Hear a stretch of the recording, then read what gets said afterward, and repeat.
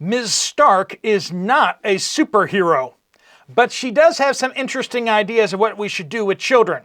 Bettina Stark Watzinger, which is a mouthful in itself, she is pushing for children, get this, to begin training exercises for war.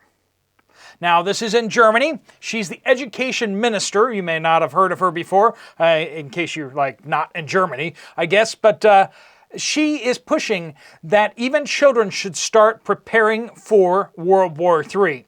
Does this go in the crazy category or the not category? Let's jump into it. Welcome to the Poplar Report, everyone. I'm Steve Poplar. I'm an accountant by trade, and we discuss things that the mainstream media is, by and large, not covering out there. And one of the big things that they're not covering out there is this whole World War III thing that we seem to be trying to bring ourselves into. Well, the education minister in Germany is not mincing any words. She is saying very clearly that children need to start preparing for times of war, which means they need to be preparing for civil service, they need to be preparing for air raids, they need to be preparing for all sorts of things in order to get through what is coming. As she says, society as a whole must prepare well for crisis from war. That's pretty sobering words. Now, she's saying other crises could happen too, but the emphasis there is on World War III. And she's talking about nuclear, talking to kids about nukes, talking to kids about what do you do when there's a nuclear blast.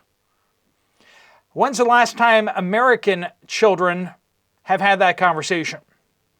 When's the last time American adults have had that conversation?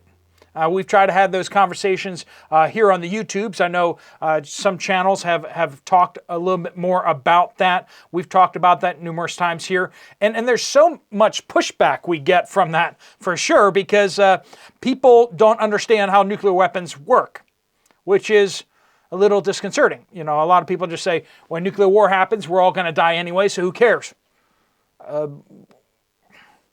If a car wreck happens, well, I don't have to worry about that because everyone in a car wreck dies, and so who cares? I mean, that doesn't work for that, does it?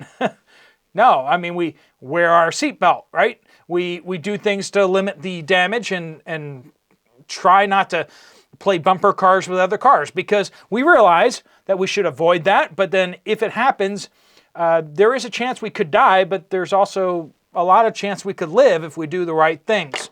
What do you do when you get to a car wreck? You just kind of go, they must all be dead. That's absolutely insane talking, right? We need to have some civil defense conversations here in America, for sure. For definitely the adults do. And honestly, can you get the adults to sit down and actually listen? Or have they seen too much on movies and TV shows that they're not going to listen to reason? They just already have it all figured out. And they're more informed by the movie Independence Day about nuclear weapons than they are informed about nuclear weapons by, people who know stuff, right? So one of those things that we should probably all be discussing. So over in Germany, they're going to start training the kids. Should we be training the kids here in the United States? Let me know down in the comments. Should they be doing drills of getting under their desk and talking about where are safe zones and how to respond to a nuclear blast?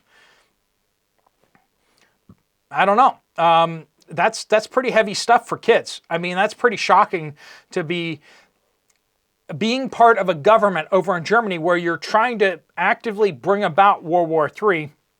But then on the flip side, talking about let's make this our kids' problems, which is basically the German policy for the weather and everything too, right? I mean, we're gonna say that there's a disaster happening out there, and we're gonna destabilize our energy grid, and then we're gonna tell the kids that it's their fault and it's their duty to save everyone, right?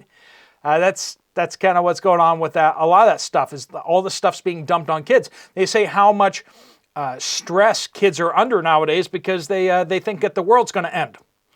And the world may end, or at least the world is going to change dramatically in the coming years.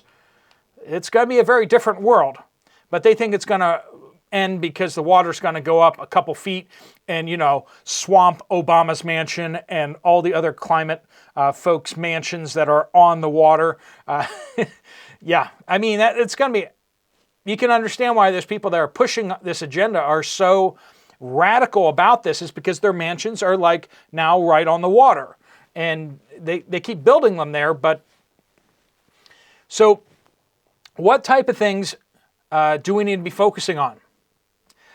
We have Germany out there talking about civil training for children, but whereas here in the United States, we're just focusing in on schools, on rearranging the school lunch programs to make sure that everybody gets free food, free inedible food.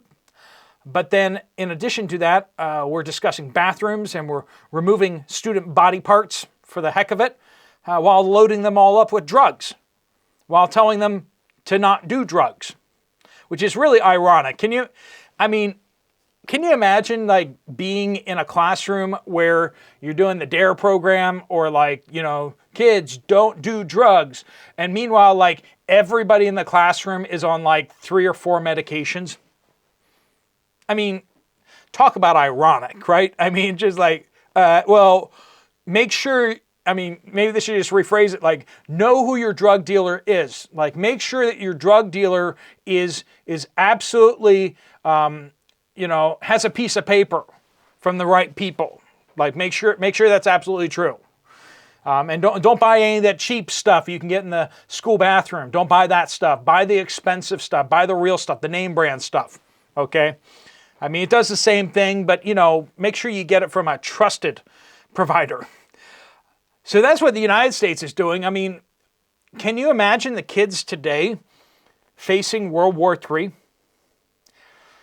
If you call them the wrong name, if you call them the name that they were called for like the last 5 to 10 years today, because they decided that they wanted to change their name, if you call them their old name, I mean, they will melt down. It's like they can't handle that. There's a Babylon Bee out there had a joke video about the Chinese being trained to misgender American soldiers so that the American soldiers will curl up in a ball and be incapable of fighting anymore. And that's funny, but it's kind of not funny, too.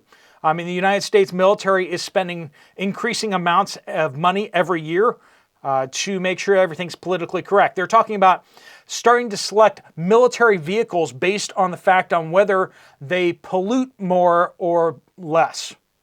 So it could be like a really good army weapon, but like it pollutes too much, There's too much CO2. We can't go that way. We got to use sharp, pointy sticks because that's a more ecologically friendly. We can't use the tanks. We got to use sharp, pointy sticks because that's what makes sense today. Because the weather is more of a danger than any other country like China or anyone else rising up out there. But Germany, at least, you have to envy them a little bit, right? The Germans are starting to realize, hey, we need to come together. These next couple of years might be difficult. We might need to gather together as a society and actually face this together. The United States, since the Civil War, hasn't really had that type of hardship come to our shores here in the United States. World War I was fought overseas. World War II was fought overseas. Vietnam was fought overseas. We haven't fought a war here. We haven't had the bombers bombing houses here. We haven't had house-to-house fighting here in a very, very long time. And with the United States now so diverse, is there really any coming together?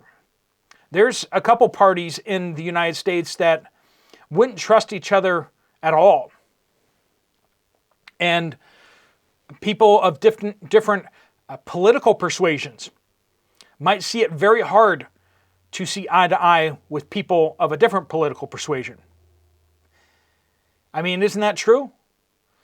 Can we come together? Do we have a shared identity anymore? We have two very different visions of what America should be. Back during World War II, China had two governments, effectively. They had a very small government, the Chinese Communist Party, and then they had the Chinese government, right? And the Chinese government was fighting the Japanese, and the Chinese Communist Party was just kind of waiting around. They were saving their troops. They were not engaging in fighting. They're just training and building supplies up for the coming Civil War. And that's super important because these two Chinese, they were fighting a world war. But these two competing governments were getting ready to decide after the war who was going to be in charge. And I think today, with any kind of world war, Americans would be kind of thinking about, after this war is over, who's going to be in charge and what direction are we going to move in. Even if you can get all of the Americans to fight together on one common front, the question will be, what kind of government will we be afterwards? I think that starting to train kids with age-appropriate stuff is important. Starting to talk about high schoolers, about the importance of backyard fallout shelters. Americans don't have fallout shelters anymore. And this is something that was very common back in the 50s, 60s, and such. If you built a fallout shelter in your backyard, you weren't a crazy person. Now, if you went a little overboard, you were a crazy person, right? But it was something that people were seriously talking about and discussing and getting prepared for. But nowadays, no, that doesn't happen anymore. Like, nobody has a bunker in their backyard except for the billionaires. If you have $1 billion, then you probably have a bunker. But if you are not that well off, you probably don't have a bunker. Most suburban areas don't even have any regulations on how to even deal with people trying to dig a fallout shelter. We haven't discussed any of that. Now, we're hearing reports all across the United States that air raid sirens are being installed. Tornado sirens are being repurposed as warning sirens. They're being upgraded so they're louder. They sound more like air raid sirens. We're getting a lot of reports of that out there. The United States government is getting ready for World War III, but it's not getting its citizens ready. And maybe we should be getting ready. Maybe you should be starting to have conversations with your kids about what to do when things get dangerous, when there are dangerous people about. I know we talk to kids about stranger danger, but what happens when it's not just strangers, but rather people that they may know may want to harm them because they're on the wrong side of a civil war? These are things that we do need to talk about as a society, but we probably won't. Looks like the Germans are going to do it, though. And so hats off to Bettina Stark-Watzinger. Gotta love that name. But they're actually getting their act together because they realize there's danger and they need to face it. Whereas the United States' new MO for danger is to throw money at government programs and then stick our heads in the sand and pretend like nothing's happening. Because that's basically what Americans do. I mean, there could be a hurricane barreling down on the American coast, and Americans are still pretending like nothing's happening. And then, like, the day of, they will go to the store and go, "Why is there no more bottled water?" That's the America we live in today. Absolutely insane. We need to be getting ready for it as a whole society and getting our children ready for these coming crises. All right, friends, let me know what you guys think down in the comments down below. Thanks so much for watching. If you want to check out another video from this channel, there's one right up here. I'll see you over there, or I'll see you guys later. Steve Poplar of the Poplar Report, out.